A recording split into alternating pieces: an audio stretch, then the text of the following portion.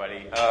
First of all, it's been really great being out here today. I realize how much I take for granted when it comes to the world of technology on my campus, and I feel like I'm sort of inside a secret club here, and I'm kind of finding out how things really work, and more acronyms than I could ever really, that alone, I don't know how you keep all that straight. And most of my work is, I'm a criminologist in the Sociology department, and a lot of my work is on hate crimes and hate groups. And so when I go out and talk, usually while people are eating dinner, I'm talking about Nazis and the Ku Klux Klan. And so it's actually a nice break for me to not talk about sort of evil while people are trying to eat dinner. And so I've got hopefully some good stuff to talk about today. But I have to say, as a caveat, you might have seen this in the little intro, that I've been on a sabbatical, and I'm putting together a summer course at Portland State called the Sociology of Star Trek. And I have been, for the last 6 months, been completely immersed in all things Trek, learning everything there is to know. I haven't learned to speak Klingon yet, but I've really kind of been diving into this world. And so, that's sort of where the title of this talk came from. And you have to forgive any Star Trek references, because I've been so submerged in that world, I had to resist calling it, I don't know, Where No Web Designer Has Gone Before, or Star Tech 2, The Wrath of the Provost, or, but it may creep in there just a little bit, just because that's sort of where my head is at. And one of the nice things we have at Portland State is that we teach in the summer if we want to, which is nice for those of us that want to teach in the summer, want a little extra money. It also lures the students back to campus, and we're sort of moving towards this year-round schooling model anyway. But to do that, they allow us to teach some kind of interesting, fun classes. So I'm looking forward to my Star Trek class. So kind of what I wanted to talk about, when Doug invited me to do this, I thought, gosh, what in the world would I have to say that would be of value to these folks? But one of the things I thought I'd talk about are sort of the obstacles that faculty face in integrating technology into the classroom. And some of that comes from sort of a theoretical viewpoint about the way we do things in the classroom, or the way we think that we should do things, but also trying to be somewhere in relationship to this wave of changing technology. And some of us are a little resistant to it, and sometimes we need help from people that are a little more well-versed in the world of technology than we are, and that would be you folks for the most part. And so I thought I'd kind of talk about some of the tension points around technology and why you may come into contact with faculty who just say, I don't have anything to do with this. Just give me a piece of chalk and let me do my thing. So that's the idea of the real world, that we live in the real world in 2011, and some of us professors aren't necessarily there.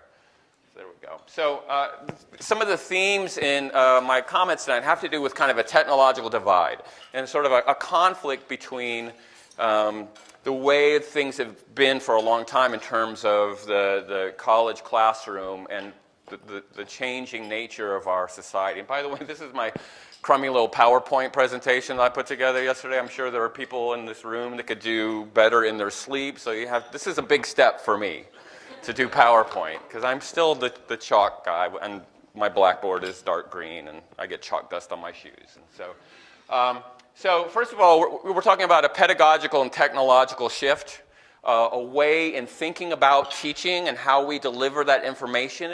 And we've got this institution. It worked for Socrates. It should work for us. We've got sort of the system that we think is the best way to educate minds, young minds.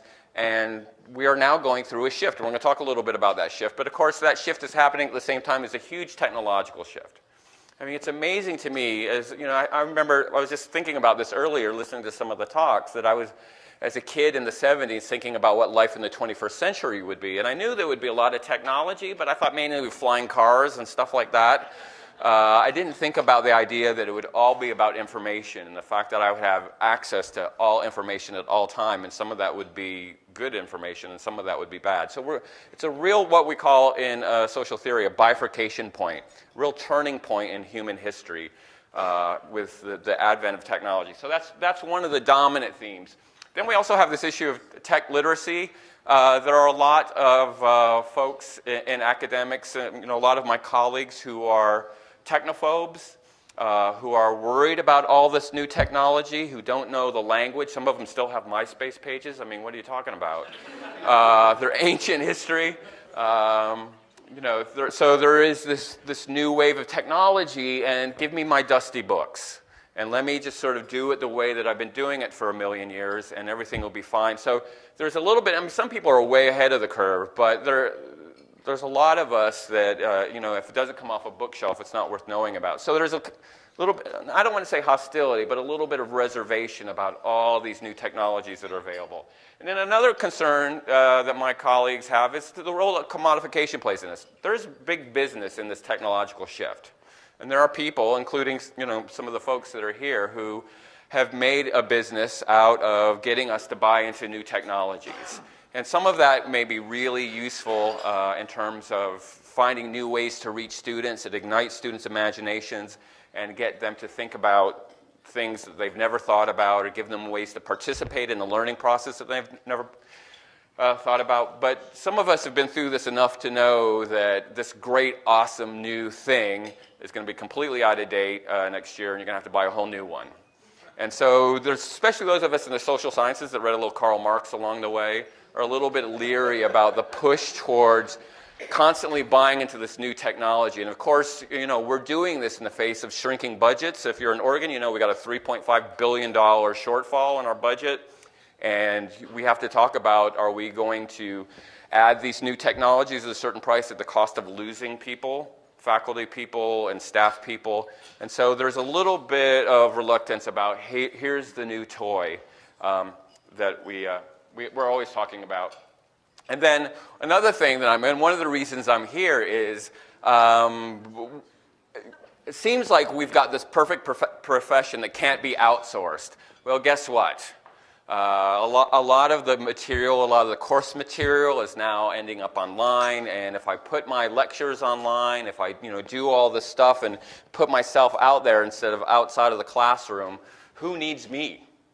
And so I'm always worried about, am I going to tech myself out of a job? Am I going to make myself so available to people who can't come to the classroom that they don't need me to come to the classroom anymore, and all of a sudden I'm on early retirement? And so these are just the concerns that faculty have when we talk about this brave new frontier of technology, that this old way of doing it means you need me in the classroom. And we're a little bit leery about doing things that will loosen that need. Everybody wants to feel needed, right? So I just think that I do a great job, but I think if I put my course content online, somebody else pretending to me could do an almost great job. So don't outsource me, bro. All right, so here's this idea of the old school pedagogy. We've already heard, I was worried that Doug was going to steal my whole talk when he started talking about the stage on the stage. I'm like, why am I here? Right, I've been outsourced already. Oh, man. There's this sort of, of course, the process of teaching and finding out the best way to deliver content to people is constantly changing. The idea of course work, the flow of coursework, the textbooks that we use. But we've got this sort of style that we were all schooled on. Most of us are from the 20th century, so we remember sitting in a classroom in this sort of old style method. I want to talk a little bit about it, because then we can talk about how it changed. So in the Sage on the Stage model, the professor has all these letters after his or her name, right? They went to graduate school for a really long time. They read journals. They pay attention to things. They're experts. They get invited to the news if they're a geologist when we have an earthquake, right? So, they have this expertise. And so they walk into the room and the angels sing and and they come to grace the students with their wonderful knowledge. And nobody else in the room has that knowledge. The students in this setting are supposed to kind of just sit there and passively absorb all this, take notes, be completely focused, and start the course as some blank slate. And at the end of 10 weeks or 17 weeks, they are sort of mini versions of the professor. there's this kind of linear model that's at work of you start with nothing and you end with something, and I'm going to go through some path that's usually laid out in the syllabus. Often it's a temporal line. You know, I teach social theory, so a lot of that stuff we start with the older people, and then we get to the not so old people, and then we end up with the younger people at the end. It's kind of a linear historical model. And that's the way that works. Often our courses are lined up on this sort of model of you have to know this, and then you know this, and then you know this. It takes a lot of concentration. The concentration in the classroom, I've got to be focused at all times on the professor because I don't want to miss a single thing. I want to, you know, if I miss something, I raise my hand and I make sure I get those notes down. And so there's a lot of intense focus, and we got an hour and 5-minute class. That's a long time for people to be focused. And then, of course, the reading material as well. I mean, if I'm assigning, I assign some pretty dense stuff, and I tell my students, you know, what you need to do is find a tree and sit under it, and maybe an apple will fall on your head, and you'll get an idea, but you need to just do this reading. The first week of my contemporary theory class, I picked the most difficult social theorist, this guy named Jürgen Habermas, and I read it, I don't even know what it is, and I read it all the time, but I assign it the very first week because I want them to have that experience of just reading and nothing else. So there is this idea that there has to be a certain amount of focus and sustained focus. Built in is this idea of delayed gratification. Yeah, this is miserable. Right, I'm doing these experiments in chemistry, or I'm learning these historical stories, or I got to memorize all these dates. But at the end, I have the gift of knowledge. I have the gift and maybe a passing grade. So I'm going to suffer for 10 weeks, and at the end, it's sort of like, you know, the prize is that you survived it, but there's a prize at the end. And then here the professors are the sole evaluators. Since I'm the one with all this expertise, nobody can tell you if you got the information right or wrong but me. That I'm the one who's going to do the grading, I'm going to read the papers, I'm going to evaluate the tests, and it's up to me and me alone to decide whether or not you've passed this class or what kind of grade that you've gotten. And then kind of the classic idea here, and I actually added this after listening to some of the talks today, that the learning is really happening in one place and one place only. It's in the classroom. You're getting this wonderful thing happening in the classroom, and there are assignments that are outside the classroom. There's some studying for midterms, but there's this magic that happens in the classroom that can't happen anywhere else. It can't happen. I'm going to underline that in this model. That magic can't happen anywhere else. And so we really emphasize students being there, being physically in the classroom. I personally take, you know, and again, I'm from the 20th century, I take it personal when people don't come to class. And they'll say, I had a brain hemorrhage, sorry, right? I still want you to be here, but, you know, so we take that very personally because we think, and again, this is about the change that's happened and how some of us are reluctant to embrace the change. We think that magic can't happen anywhere else. They have to be there. There's something, we don't know how to quantify it, we don't even know how to qualify it. It's just there's like some jelly that floats around in the classroom that people are sort of like holy water, you know, are blessed with while they're in the classroom. But then there's a shift. We call it the postmodern condition. Happened sometime around the time that Britney Spears shaved her head. The postmodern condition is all about the multi-layering of media. And Britney is a great example, you know, a created little Pop-Tart who melts down and all of a sudden says, I don't want to do this anymore, and goes ballistic. This is my favorite phase of Britney, by the way.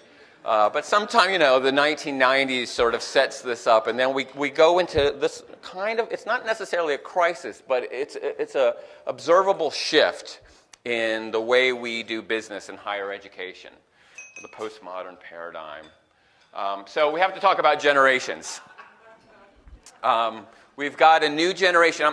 As a sociologist, we're often talking about generations, and generations are somewhat kind of, you know, nebulous things. So the baby boom generation, we know when it starts, about 9 months after World War II ends, because those soldiers were away for a long time, and they had to make up for lost time. Thus, 9 months later, there was a whole bunch of babies, and that kind of continued for a while. And I don't know why they didn't get tired sooner, but there was just a lot of making up for lost time. I mean, World War II, you know, for the Americans, it was only like 4.5 years, but the baby boom goes all the way to 1964, and then the birth, finally, people were just tired. They, you know, lit a cigarette or chafed and ready for something else. So it all sort of ends, and then in 1964, the birth rate really drops. That's the year that I'm born. And the birth rate goes down steadily to about 1974 and starts creeping back up. And then 1981, the birth rate takes off again. We have a big explosion in the birth rate. And a lot of that has to do with the baby boomers finally settling down, right? Just as their parents finally settled down, they're settling down. And they're, you know, in 1981, you know, they invented the SUV. They invented a little sign that says baby on board, if anybody remembers those days. And so we got sort of what we often call the echo wave, or the unimaginative called it Generation Y because it comes after Generation X. So these are the kids that were born between 1981 and 2001. And again, these, you know, parameters are roughly based on demographic trends. That means that the kids coming into school, the freshmen for the incoming class, were born in 1993, the majority of them. And I know there are probably people in this room that have laptops older than that. Right? It's hard to imagine. You know, it's only a matter of time before the freshmen were born in the 21st century. But these are the children of the 90s. They're younger than MTV. MTV comes on the air in 1981, so they probably don't even remember when MTV was music TV, right? I mean, it's always been a reality TV show network for them. They've never lived in a world without the internet. It's always been there, a part of their life. In fact, when I brought this up with some students of mine last fall, one of them brought in their online birth announcement from 1993. Yeah, here's the announcement. So it's always been a part of their lives. I mean, we all sort of remember life before the internet and how strange it was, how you had to actually go and buy pornography. I mean, that was like, it was so hard in those days. I had to walk a mile in my shoes, you know, in the snow, in my bare feet to the 7-Eleven. You know, there is this whole new world, but to us, we're still sort of learning how to navigate it. For them, it's always been there. And of course, they're high users of technology, right? This is sort of the world that they live in ways that, you know, their thumbs work in different ways than the rest of ours because they just do this and this and this and this. We know that the majority of them are creating and sharing media content. They're creating their own websites, they're creating their own online blogs, and they're sharing it. They have an online life. And so they're processing the world in a much different way than we are, including things like newspapers. I mean, newspapers, it's strange to me. I just feel so ancient when I have to tell them about the joys of reading a newspaper because they have to evaluate some news assignment and they just go to CNN.com or something like that. And I said, well, the newspaper, there's this joy of finding things. There's horoscopes. There's, you know, coupons. There's all kinds of things that you just might find. Or something falls out and you find out, oh, there's a sale. You know, that's sort of an antiquated way of processing current. Plus, a newspaper is at least a day old, right? I can find out things as they happen by going online. So they're consuming it in much different ways. I'm going to talk some more about some of these characteristics of this particular generation that are relevant to this. First, we know from the research, you start developing a short attention span, right? That I am cued into something that lasts 3 minutes, and around the 4-minute mark, you start to lose me. And my whole world is about the quick cuts, the jump cuts, as they call it on YouTube. Everything has to be in bite-sized bits of information, which, of course, you know, media studies show translates into the world of politics. You know, there may be a politician who's brilliant, who's going to save the world, but if they don't have a little catchphrase, a little zinger, a little bumper sticker, people aren't going to be interested in them. We want a tiny little soundbite. So we've got a short attention span to deal with. We've got, instead of the delayed gratification, we have this notion of immediate gratification, because I know I can go online and get exactly what I want right now. I can get some gratification. I've been writing this book about feminist theory, and I've been talking about one of the issues I talked about pornography, and about when you're a 13-year-old boy in the 70s, there was sort of this secret list of dads that had Playboy magazine, and when they might go out of town and where they kept it. And so there were these sort of military type operations in which you would go over to that house and you would go through and find, and it took a lot of work to actually get to Miss June 1977. I remember her well. I'm using this as an example, but there are plenty of examples. Like, it's just sort of automatically there. You expect it to be there. You expect whatever you want to be there, whatever information, whatever payoff, whatever music. Record stores are gone, right? You just go. In fact, the kids that I talk to, especially the younger kids, they watch all their music on YouTube. They don't even know what MTV is. So there's some research about the literacy crisis. This is especially true for boys. We're seeing lower reading scores and retention rates, and some of this has to do with immediate gratification. Some of it has been linked to video games. Actually, the scores are somewhat higher these days for girls, and that has to do with Twilight. It's all Twilight, all the stuff that's happening. I don't know if you've noticed any of the teenage vampires around here. You have to be very careful at night. But the werewolves will protect you. But boys, we know, are really reading lots and lots and lots less than they used to. Gone are the days of being 10 years old and reading a Hardy Boys book. That's probably like an ancient reference for a lot of folks. Now I'm just sort of playing Nintendo all day long. There's a high value on celebrity. We do these surveys of graduating high school seniors. We've been doing them pretty steadily since the 1950s, and they're relatively consistent. And one of the things that sort of stays consistent about what you value the most, and based on the American dream, consistently the number one value has been making money. I want to make money. I want to be able to buy a house. I want to be able to buy a car. You ask an 18-year-old kind of what is the in the 60s it changed a little bit. There was a little bit of saving the world action that went on for a couple of years. But then it went right back, especially in the 80s. It was really high about making money. No more. Now the number one priority of kids coming out of high school is to be famous. It's these grand surveys tell us is that that's the thing. And it's pretty easy to do these days. I mean, there's sort of the way that a lot of the people that I study do it, which is you just take a automatic weapon to school, right? And you're famous, you're on the news, and everybody's going to remember your name. But also through the new advents of technological platforms like YouTube and Facebook and things like that, there is another way to become famous. And of course, if that doesn't work, there's always Jerry Springer, right? We know that this generation is more ethnically diverse. There's sort of two reasons the baby boom generation, actually now officially the baby boom generation is smaller than Generation Y. Not that the baby boom had a lot more kids, but also a lot of immigrant populations tend to be younger. So we have a much more diverse population. There's less sort of a waspy profile, white Anglo-Saxon Protestant profile. There's more ethnic diversity. We know from the surveys they tend to talk to their parents more. I mean, what they talk about, we're not quite sure, but they tend to talk, they have more of a connection with their parents, and often what some of the research says that connection is around technology, that they're helping their parents to understand technology. Oh, Mom, you still have a MySpace page, and getting them up to speed on a lot of the technology. And then we also can describe them as post-liberation. So these kids, remember, these are the kids that were born in 1981. So for a lot of them, and this is the area of some of my research, things like racism and sexism, while they're definitely still a part of the world, and homophobia and classism and ableism and all those things that divide us, there's this perception among Generation Y kids that those problems, for the most part, have been solved. That we got women in positions of power and minorities in positions of power, and so those are issues that they're always negotiating when they're looking at the changing world. And this is stuff that we argue endlessly because it looks, just because you have Barack Obama as the president doesn't mean you still don't have institutional racism. So what you end up with is the participatory culture. Here we go. You knew he had to show up sooner or later. You cannot escape his warlock-like mentality for very long.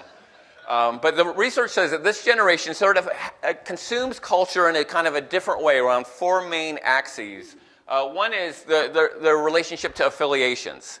That they have more ways of developing peer groups. I mean, sort of me and my friends, me and Julio down by the schoolyard. I mean, it was just sort of us hanging out on the street corner singing doo-wop songs. That was it. But now I can have affiliation platforms through all kinds of networks. You know, my Facebook friends, oh, I got 1,000 friends on Facebook.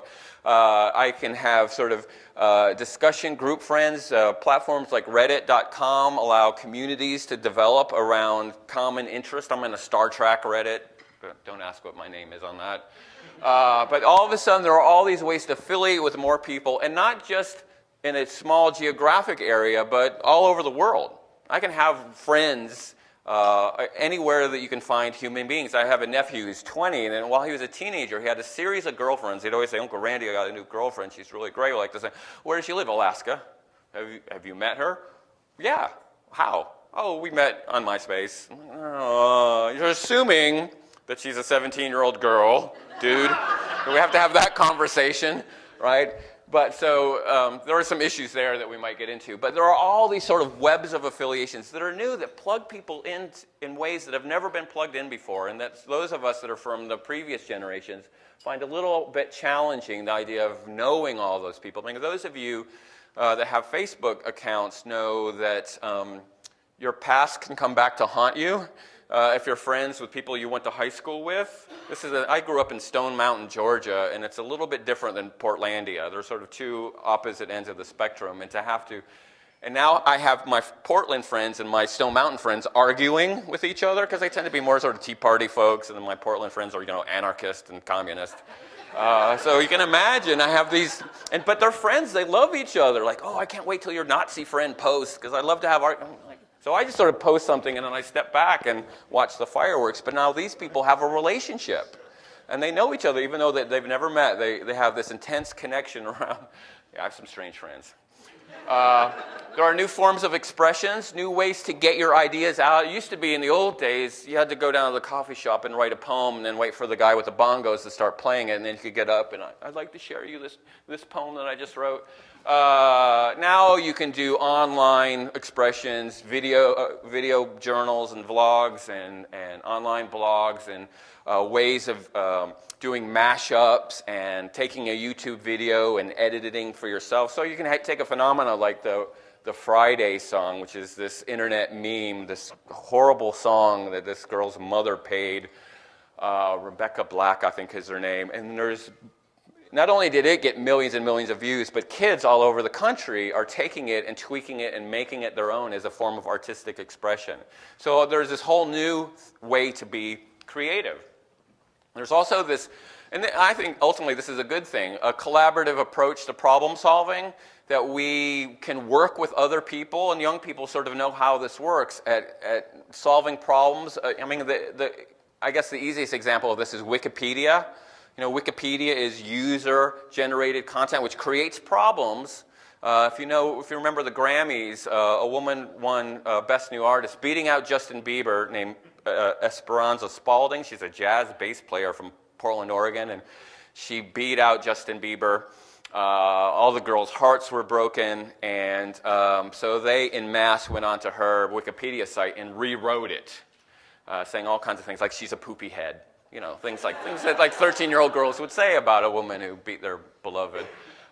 So there's often the world of spoilers. You know, if we've got, for example, American Idol showing on the East Coast, the people on the West Coast don't want to know, or do they? And so there'll be this wave of kids who say, all right, you know, we're going to post this on Twitter, and then they spoil it. So there are, some of those problems are silly, but some of them can be kind of serious problems, including problems around issues of eating disorders, around cyberbullying, that teens come together to find new solutions to these problems through collaboration.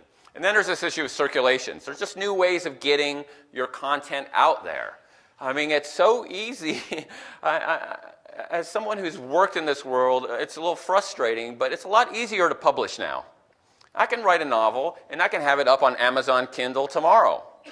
Right? I mean, I can immediately get my content up there. I can have a vlog or an online blog, and I can get my information out to millions of people in a relatively short time. So it affects the flow of media. I mean, I think we experienced this in the 2000s with things like the Drudge Report, that were online political blogs that were really influencing the way we consume politics and the power of rumor and all that stuff. So this is the world that these young people live in. and the way that they process information that might be a little bit different than the traditional way of doing it. So we have the shift. We move, as Doug mentioned, from the stage on the stage to the guide on the side. This becomes the new pedagogical model for trying to deliver important information to people who are thinking about the world in a different way. So here the students are holders of knowledge as well. It's not just this guy with a PhD who's got all of this experience. The students walk into the room with experience of their own lives. I mean, I've certainly learned a lot from my students about things like sexual orientation or being a young person or life in the contemporary era. So this means more time for discussion and less lecturing is going to go on. The classroom is multi-directional, so instead of dispensing the information in one direction, it's coming back towards the instructor, but also it's moving across the class between students. So students have a certain amount of voice in sharing their knowledge with each other. Learning and assessment are both collaborative.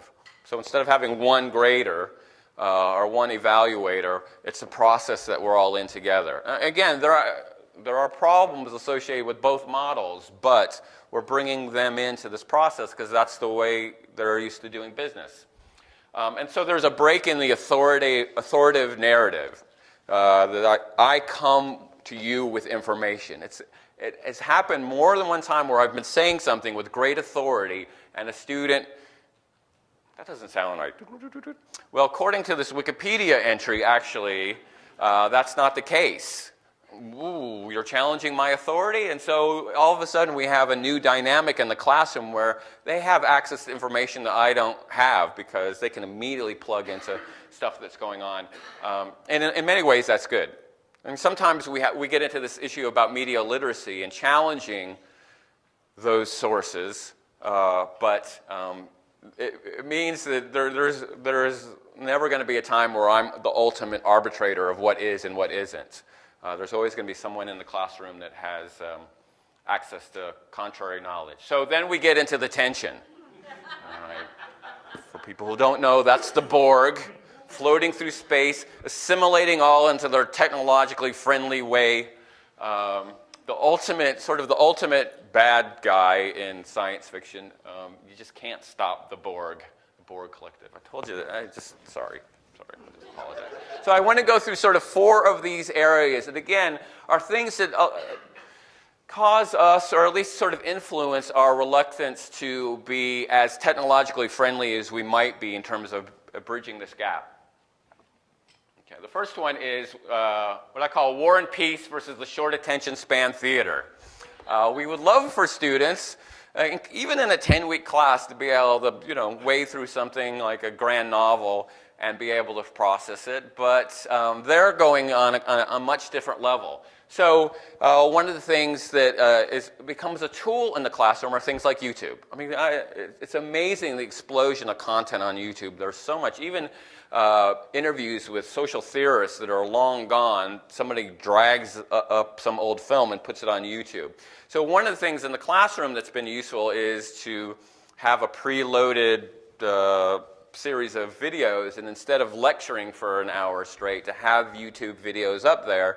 But recognizing also it's sort of encouraging that short attention span theater, but it allows me to get to some of the more deeper stuff if I can say, look, not only is this expanded narrative that you have to be able to spend an hour reading, but there's also quick little bites to help you get the information. The availability of online resources. Again, the world is a Google click away, and so there's all this stuff that's out there, but it creates this immediate gratification. Oh, I found it, but often we're worried about the quality of it, including things like Wikipedia. As I mentioned, Wikipedia is often, it's such an over-relied source. And I just had a paper last week. It was this analysis of Habermas, and I started reading it, and I thought, wait a second. This doesn't sound right, and I put in a sentence into Google, and blah, blah, blah. There's the Wikipedia entry right there. We're going to have a conversation tomorrow morning. But, there are all these wiki sites. There are some that are useful. There's a Star Trek wiki that I'm on an almost daily basis. Some of them look legitimate, but are not. You may not know there's a new site called Dikipedia. which is just saying rude things about historical figures. Like if you want to put, you know, the Michelle Bachmann one is a really interesting Wikipedia entry. But, you know, I may be a student and it looks just like Wikipedia, but it's a sort of a spoof of Wikipedia. So sometimes it's hard for students to process. Check it out, Wikipedia. The Dick Cheney one is great, too, also. Really good. I don't know why. In fact, I think his picture is on the front page of Wikipedia, if I remember right. Using video clips in the room. We were just having this conversation earlier. It's going to be a sad day for me when there's not a VHS player in the classroom, because I have boxes and boxes of videotapes, and they're all queued up to just the right spot. I don't have to put in a DVD and wait for it to come up and then go through the menu, and especially if it's got previews, and it's just sort of ruined my whole class period. I've got a great VHS, and it's right at the right time, and I don't really worry about the copyright stuff. I got some 60 Minutes episode, I'll show the whole thing. That stuff, you know, us old schoolers are sort of used to that way of breaking up the classroom with these clips. And so one of the things that we're looking for is ways of translating that into a digital format without worrying that CBS or somebody is going to come after you because you want to show a 3-minute clip of Viva Las Vegas, which I would do in a class. You know, we use that as a way to kind of play into the short attention span, but still have a certain amount of control over it. So, you know, any help that we can have there. Again, with all these things, we've got critical thinking issues, thinking about where this information is coming from. Again, these are the kids that grew up with the internet, so if it's on the internet, it must be true. And there are all these websites, and these sort of new kind of cyberbullying sites that are all about spreading rumors about people, and you know, well, it said on this website that she did this, and so it must be true. So we work a lot on basic media literacy issues because there's such a reliance. Another thing that we tend to get, which what didn't happen when I was in college, were these high-tech excuses. Well, I would have turned in the paper on time, but there was a virus. It was a Mac PC conversion problem. I accidentally sent it to some prince in Nigeria because he said he'd send me $1 million. And I mean, there's sort of all this like variations of the dog ate my homework kind of stuff. And it's kind of hard for us to deal with. You know, I want students to turn in a physical copy of their paper, but then they say, well, you said it's due today, and it's today to the end of the day. Can I just email it to you? So they squeeze a few more hours out of it. And, you know, I'm tempted to say yes, but if I'm at home, then I'm printing it out on my own printer with my own ink. And so we get into all this stuff about what are the parameters in terms of student-teacher interaction and a lot of excuses. And I have a mission that I do with my intro students when I teach intro, because I want to get them at the beginning, is I want them to go to the library and have that experience of smelling the books, of looking at journals. I mean, it's great that there's journals online now. I don't know where I'd be without JSTOR and some of these databases, especially Portland State, to get access. Because the library it's like 50 yards away. Bad things could happen on that walk. It's much easier to sit in my office. We've got like street preachers and skateboarders, and I could step in a puddle. So I just sit in my office and kind of go onto the database. But there is this thing about the discovery when you go to the library and you're looking for a book and there's something right next to it that's even better, and then you find a carol and you sit down and you spend some time with it. And so that part of the old school pedagogy is failing, and I have students that will make it until their junior and senior year that have never been to the library. And I don't know how you can call yourself a college graduate and not have that tangible experience of combing the aisles and finding a book on the shelf. So one of these tensions, again, these are the reasons that faculty sometimes are reluctant to embrace, because we feel that we might be nurturing this and weaning them on the high-tech solutions and saying, well, just look it up, it's online. We want them to kind of get their hands dirty and doing a little bit of this research. So that's the first tension point. The second tension point is the dynamics in the high-tech classroom. This is something that's been the bane of my existence. So this first one, I have to explain language. Laptop losers. I'm a laptop lover. I don't go anywhere without my laptop. That's why it's so dirty. It's because I roll around in the mud with it, and my dog jumps on it, and I just sort of, it's attached to me by some little umbilical cord. But in the classroom, it's become somewhat problematic. And I started noticing, and it was in my theory class, that students who were taking notes on laptops were scoring lower on tests. And some of that has to do with the sort of non-linear way that I speak, but a lot of it has to do with the amount of diagramming that we do in a social theory class. A lot of concentric circles, a lot of arrows, a lot of things. I don't know if you can pull up Mac Paint or something and do kind of a diagram, but it's a little bit difficult when I've just got sort of a Word document open to get all that down. And so I started putting the kibosh on laptops in the classroom, and that actually took care of some of the score problems. But some of the students said, Randy, that's not really the problem. The problem is that people are doing other things. They're in your classroom, they're doing assignments for other class, they're updating their Facebook page, they're doing their email, they're downloading pictures of something that they shouldn't be, they're watching the TV show that they missed last night. And not only are they not focused, but the people behind them aren't focused. Because if I'm sitting there and somebody's doing a boring lecture on Foucault, that would be me, and somebody in front is watching last night's Survivor episode, and I'm sitting there, what am I going to look at? I can't not look at this flickering screen. So it becomes really problematic. And I know there are some classrooms, you walk into the business school at PSU, and those classrooms, everybody's got their laptops open, and they're highly involved. It creates a problem. There's sort of a general person's agreement that when you're in this classroom, you're going to be doing stuff that's related to the class. And I just tried that last semester, and I said, okay, I'm going to give it a shot. I'm going to give it a shot. The 2000s are over. Now we're in the 2010s, right? The novelty of a laptop is worn off, and I'm neurotic, so I don't trust anybody. So I just walked around the back of the classroom, and sure enough, Facebook, assignment due later today, and all this stuff is going on. Thanks for destroying my faith in humanity. So that's an issue that we face. When we see all that stuff pop up, okay, these people are checking out. I mean, as an instructor, I'm looking for eye contact, right? I mean, we learn this in professor school, right? The way that you know that people are paying attention is we're making this eye contact, and I can see the information going from my brain to your brain, and it's all working perfectly. People are down like this, and I don't really know what's going on. They don't ever look up. So a little bit of a problem. Of course, the cell phone thing is, we've been dealing with this for a while, especially in the middle of exams when a cell phone goes off, and I probably encourage this. I tell everybody to turn them off, but when they come on, especially if it's a good ringtone, I'm usually going to do a dance. And usually that dance is so horrific that they will never have their cell phone on again, especially if I'm doing the robot. Like, okay, everybody make sure. The cell phone things are just, again, distracting. But the big thing is texting.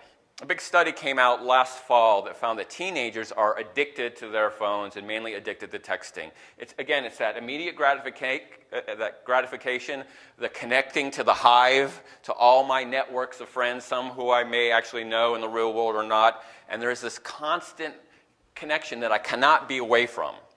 And that we get this sort of all the time, texting, looking down, and I say, are you texting your notes? No. I had it just last week. I had two students that were sitting next to each other. It was the first day of class, and they were sort of whispering to each other, and I looked at them like, pay attention, it's first day, it's very important. So they started writing on each other's paper, and I said, are you guys going to do that the whole class? Because I'll call people out. So immediately they just started texting each other. We're sitting right next to each other. I'm like, no, this isn't going to happen. And there are strategies. We kind of talk about strategies. Usually I'll just stop. I'll say, well, we got a texter. Just wait till you're done and put them on the spot. That used to work for people who fell asleep in class. Usually if you stop talking, the person that's asleep immediately wakes up because everybody's quiet. But this texting is just sort of it's just constant. And so I talk about the classroom as a safe space because I'm going to bring in some of the sage on the stage bit and say, we're going to do something that's ancient in this classroom. We're going to engage in intellectual discourse. And I want you to be able to be unplugged just for this period of time. I waited a long time to get a cell phone, mainly because I wanted to go someplace where my mom couldn't call me. I was tired of telling her, Mom, I'm 45 years old, please leave me alone. that there's a value in being unplugged. There's a value in shutting all that down. You have all the rest of the day to be plugged in and updating and all that stuff. That there is this great thing that happens when we're just us here in this room. So we often talk about classrooms as safe spaces in a lot of ways, safe spaces for people to be away from abuse and things like that, and to have ideas that might be wrong or to say the wrong thing. I talk about them as safe spaces to be out of the hive, to be unplugged. So this is a thing, and actually I've got a video that this is something that happens a lot. This is a video actually from Germany, but things like this have happened in my class before I started. Thanks for hitting that. This is somebody watching a soccer game in a classroom, and somebody filming it.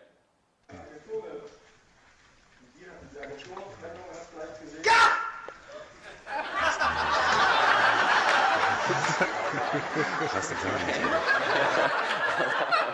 Just a little clip. That makes the point. I've had things happen like that before in the classroom too. It'll never happen again. All right. The third tension point is about this idea of the teacher's lounge. There's a sociologist named Irving Goffman who talks about kind of all the worlds of stage, and sometimes we're on stage, but then we go off stage. So you act differently at your job than you do when you're hanging out with your friends on a Saturday night at the pub.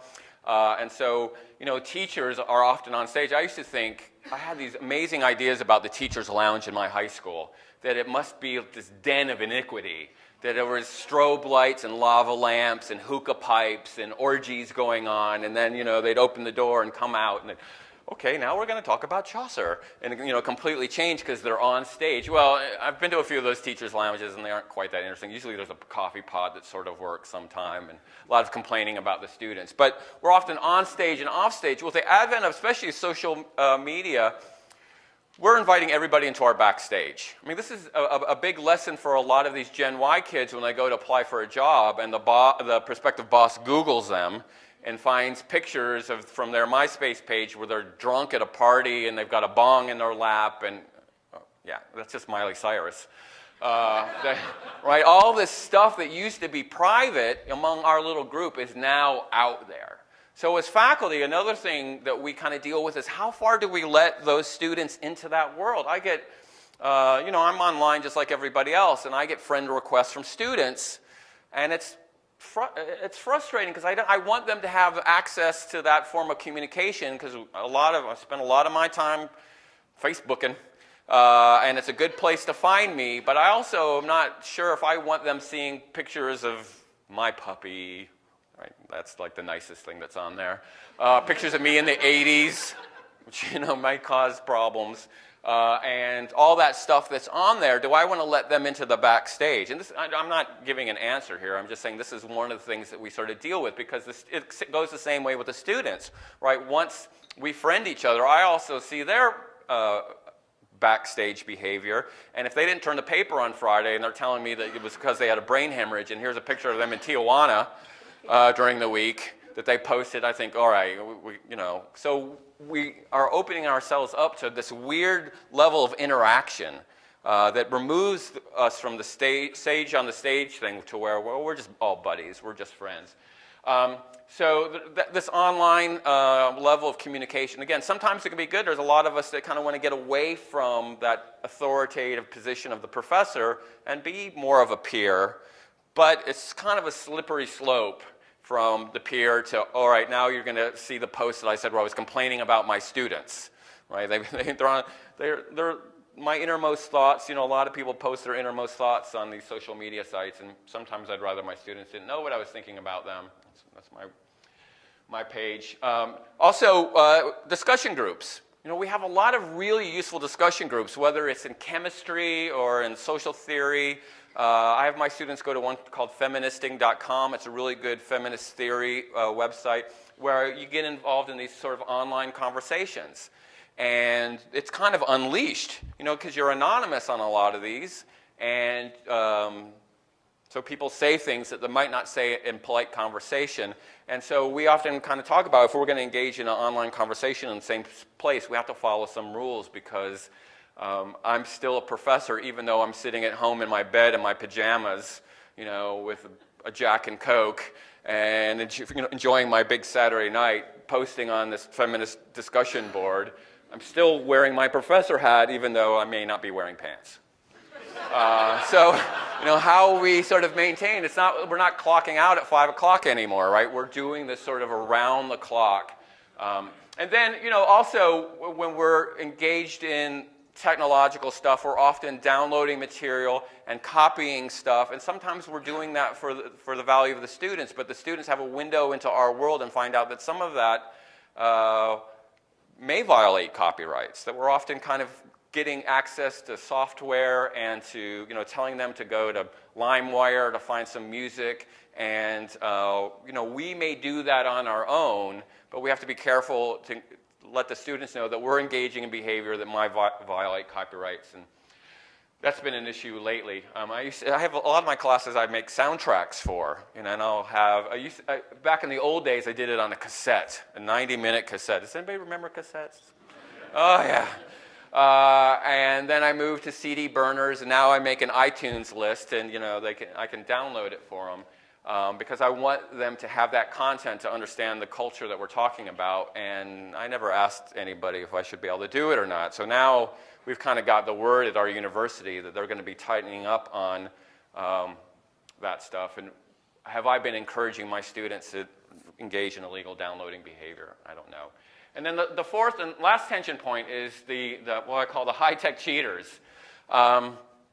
This new technology is wonderful on so many levels, but especially young people, I think anybody in a college setting can get pretty creative in ways of getting information into the classroom. So of course we have the cut and paste research paper. You can go online and buy research papers, and there are sites like turnitin.com that help people to find those, but you have to buy into those sites, and sometimes they're more trouble than they're worth, and people are pretty good at figuring out if I just change a few pronouns, it won't pop up on turnitin.com. But I still get a lot of cutting and pasting of stuff that will come right off Wikipedia. But the thing that has been more of a plague has been having an exam. This is a typical scenario. I'm giving an exam. Nobody wears a watch anymore, right? None of these young people have a watch because their phones. Since I've been here, I haven't been able to get cell phone reception, so I've had no idea what time it is. I've just been looking at Doug the whole time. Is it time for me yet? Is it time? Had no idea what time it is. So I'm sitting in the classroom. Of course, you want to know. And for some reason, I don't know what was behind this. They got rid of a lot of the clocks in Kramer Hall. I think because the batteries were just bankrupting the university. So people want to know how much time they have. So you can understand why someone would get out their phone and look and see how much time they've got left on this class period to take their midterm. Well, of course, they've got some information right there on their iPhone. That was the stuff that they couldn't remember, and it popped up right there. I mean, students have said that this is not uncommon. Or someone will call and send them a text during I'm going to be halfway through at 10:30. Text me who King Charlemagne was married to. And then they say, oh, sorry, I forgot to turn it off.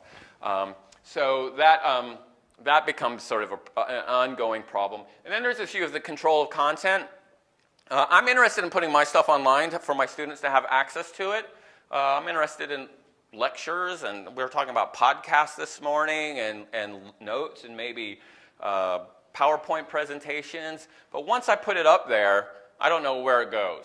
Right? It's sort of now out of my control. And this lecture that I've been working on and refining for years and years and years is now out there.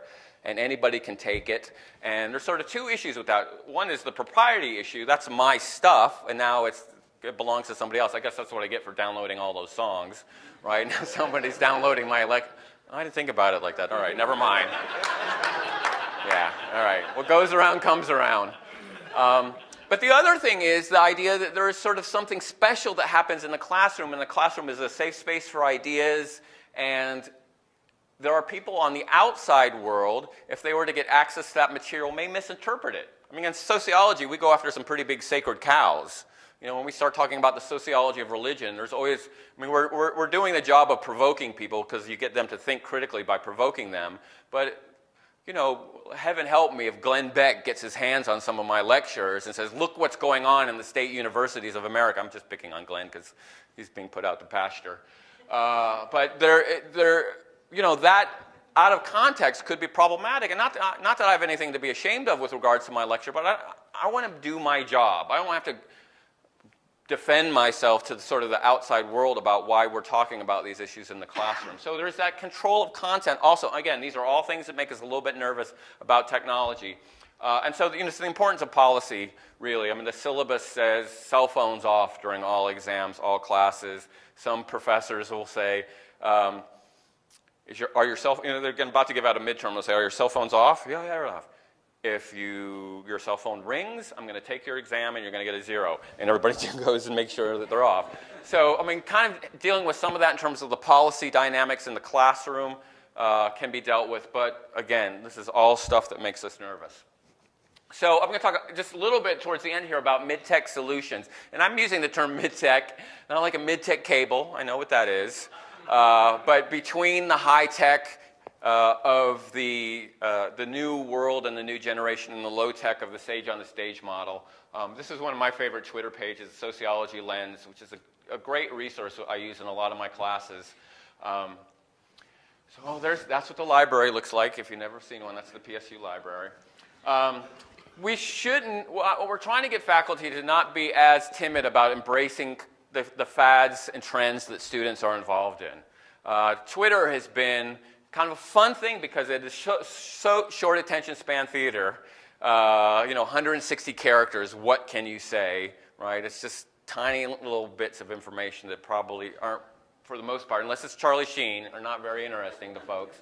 But those are ways of reaching the students in their own language. So, for example, when I have intro, I set up a Twitter page, and I say, okay, there's going to be clues about the midterm on my Twitter account. And it'll say, be sure to read the section about the gender dynamics of family socialization, right? 160 characters. And so I'm speaking to them in their language, and we get a little bit of interaction. And of course, I'm relying on a lot of this stuff coming from the students themselves. I didn't know, I think it was probably about 2006 that I learned about MySpace through my students. They said, this is a great way that we communicate, and we have these discussion groups. MySpace was a little bit more friendly for blogging and discussion groups than Facebook is. And so I said, okay, I'm going to participate in it because you all are doing this anyway. I'm going to use it to supplement the kind of boring lectures that I'm going to give in the classroom. So embracing the fads and the trends, and this is where you all can come in, keeping the faculty in an innovation loop. There are these new ways, these new technologies, these crazy chalkboards that there's no chalk, you just touch it. These smart boards, this amazing stuff to me. I feel like, I've been, like, I don't know if you ever saw Woody Allen's movie Sleeper, where he wakes up in the future, and sometimes I feel like that. I've sort of woken up in this strange new world when I walk into these high-tech classrooms. So we need to kind of know about these technologies and which ones fit our pedagogy. But the caveat is to be a little aware of the dangly, shiny new toys that, oh, this is great, this is great, this is great. Yeah, I got the 2.0 version and the 3.0 version and a 4.0 version. So we're a little bit skeptical of something that may look all right now, but a few years from now is going to be old news. So that's why we rely on the people who are the experts to say, hey, this is a really good platform, and this is going to be around for at least 3 months. 3 years, I mean. So this is the main point that I wanted to make, that we want to revalue this old school pedagogy, the idea of being able to read a book or to read a long reading and process it without reading and Facebooking and texting and tweeting and doing all this stuff at the same time, that there is this thing that happens in the university classroom that has to be preserved, that it's being undermined in a certain way by the shiny, dangly toys, but there is this thing that happens, which is the intellectual pursuit. Excuse me, that there is this place where we're allowed to turn all that off. And I'm not saying that we should not use technology. I mean, what I'm saying is that we need to incorporate it, but keep in mind the idea that we are trying to preserve something that's ancient and sacred here in a society that's constantly undermining this idea that I'm going to sit in one place for an hour and think about one thing. That is something that is worth defending, I think. So that the university has a role, that we're on the cutting edge of technology and we've got all kinds of new ways of delivering the information, but there is this simple thing about you're going to read this and you're only going to read this, and then we're going to talk about it and we're only going to talk about it. As boring as that may seem. And then, you know, the role of people in the information technology field is to help us translate all this stuff that's floating around outside the classroom, to make sense of what technologies are complementary to this idea of delivering knowledge in a thoughtful, focused way. I feel like I've learned a lot in the day that I've been here because I'm so out of the loop in terms of a lot of these technologies, and I really need people who are thoughtful individuals who understand how the technology works to say, this is what you do in the classroom, these are your needs. We've got a great platform for you. We've got a great technology. I got a great way. You've got all those old VHS tapes. You know what we can do? We can put them on a DVD. You can have it queued up right to where you want to go. Great, great. So that becomes really, really helpful to help us do that old-fashioned thing of teaching. So the last image I have, one more Star Trek image, is this idea of the classroom as a high-tech bridge. And sort of there's two meanings to this word bridge. So if you know anything about Star Trek and you know the Enterprise, whether it's the Captain Kirk version or the new Captain Kirk version, you know, the place is run by the bridge. This is sort of the best picture you could get. I wanted to get Sulu in there. And the captain is sort of running the ship. But he doesn't do it alone. He's surrounded by all this stuff. Right, there's all these things. There's things that you'll look in, that Spock's always looking in, and there's all kinds of buttons. Uhura's got something sticking out of her ear, and you know, there's all this high-tech stuff around, and the captain is relying on these folks to help him get to where he wants to go, which is usually to some planet so he can seduce some green-skinned alien woman. You know, I mean, if you know the old series, it's sort of Captain Kirk was the original love him and leave him guy. But the idea is that we've got sort of a different mission, hopefully, in academics, which is to get the knowledge. And that we rely on these sort of people around us who are the experts in this particular field to help translate that information. You know, we need our Dr. Spocks. We need people who are our science officers to help us to translate this information. But the bridge also means that we're making connections. You know, we are a bridge to the future, a bridge to the... Well, I don't know how that bridge to the 21st century turned out, but that we're sort of building bridges to the students themselves and then helping the students make bridges into the community. And a lot of those bridges are based on forms of technology. And we can't do that alone. This ultimately, in the Sage and the Stage model, is a collaborative effort that we together get to that planet, the planet of knowledge, and that we need help figuring out which technologies work and which ones don't. All right. And then we can engage. All right. Thanks very much. Appreciate it.